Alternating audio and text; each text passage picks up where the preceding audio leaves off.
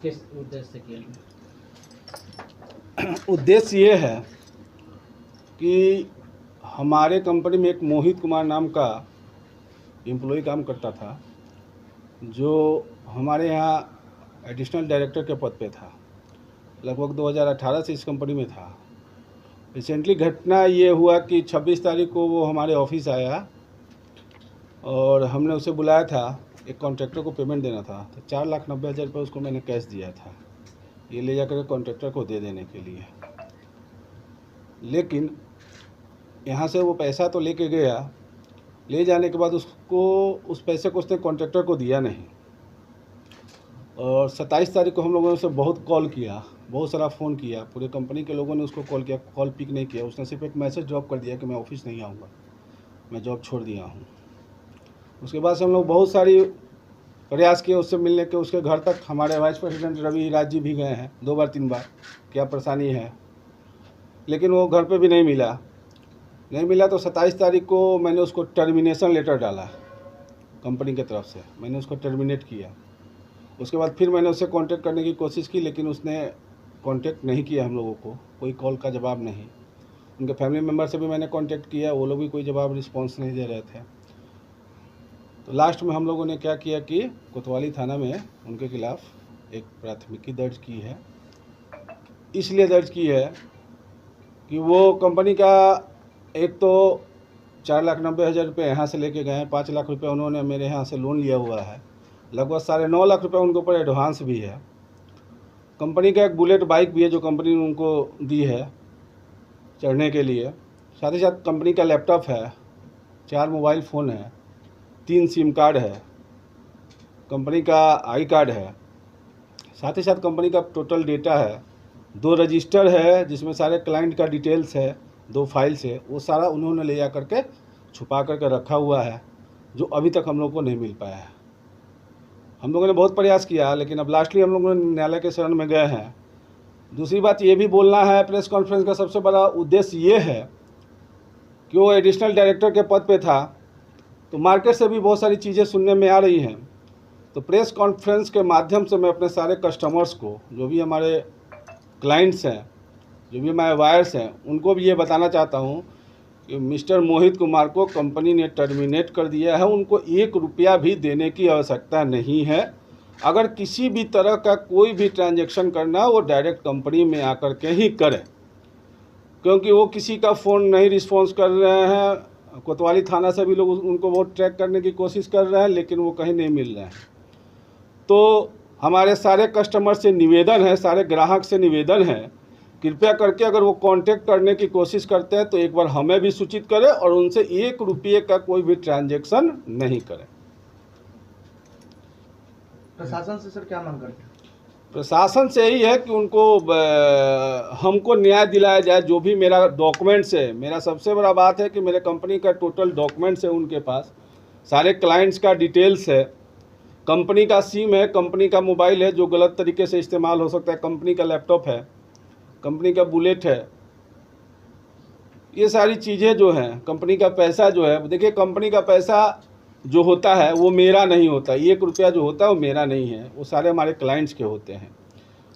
और क्लाइंट्स का 1 रुपया भी बर्बाद होता है तो बहुत तकलीफ़ की बात है, क्योंकि 1-1 रुपया वो बहुत पसीना से मेहनत करके और प्रोजेक्ट में लगाते हैं या किसी भी कंपनी में। तो हम चाहते हैं कि वो भी पैसा मेरा जल्द से जल्द वापस हो, ताकि कहाँ के हैं, उनका फुल एड्रेस क्या नाम है? फुल एड्रेस उसका नाम है मोहित कुमार गुप्ता। अभी वो आपके महेश नगर रोड नंबर 4 में रहता है, किराए के मकान पे।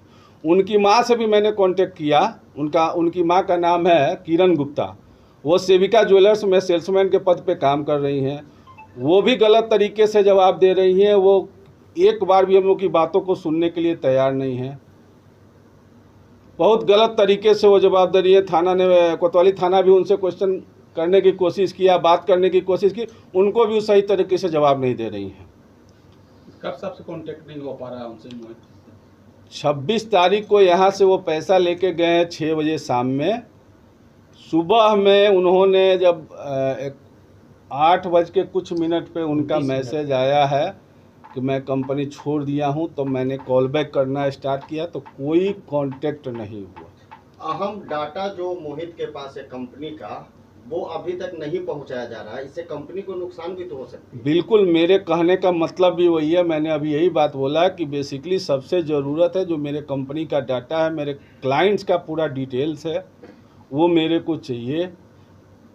प्रशासन और न्यायालय और आप लोगों से भी यही निवेदन है कि कृपया कर ऐसा कोई उपाय करें जिससे मेरे को पूरा कंपनी का डाटा लगभग कितना कस्टमर होंगे? कस्टमर बहुत सारे हैं, ठीक है ना।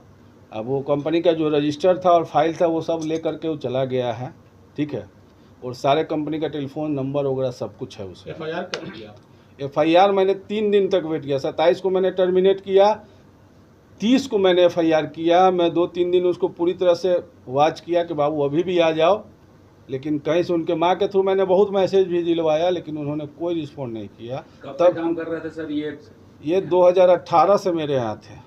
प्रीवियस कोई ऐसा एक्टिविटी उनका नहीं दिखा था, इस पे डाउट किया? नहीं, डाउट था क्या कि अप्रैल में उन्होंने एक क्लाइंट से पैसा मंगवाया था, ठीक है, अपने अकाउंट में 50,000 रुपया।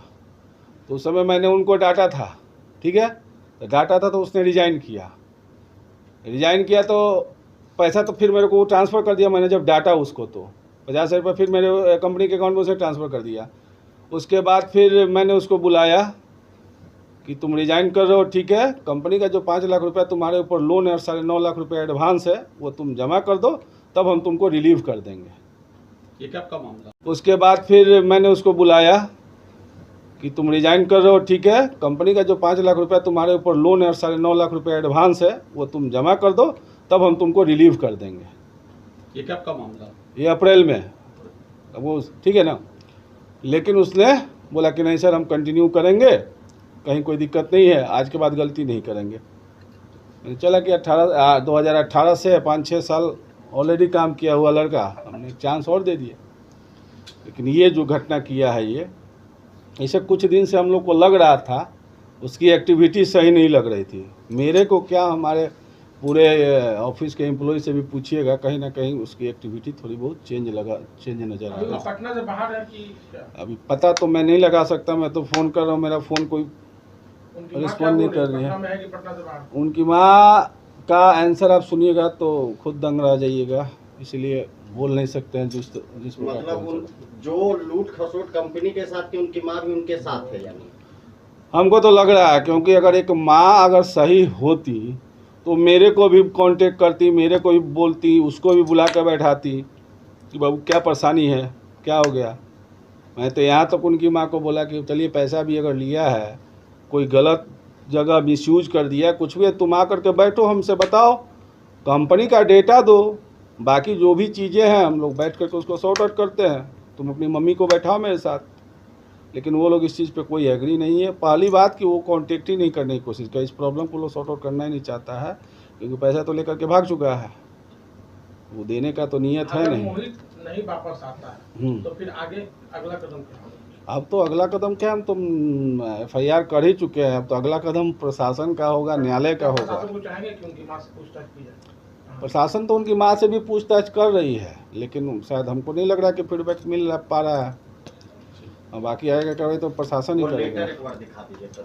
देखिए, ये टर्मिनेशन लेटर यही है जो मैंने उनको 27 तारीख को टर्मिनेट किया था। और नीचे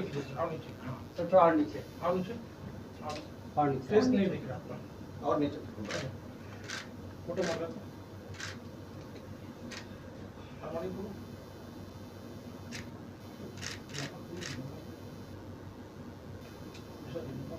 ऐसे नहीं लंबा छोटी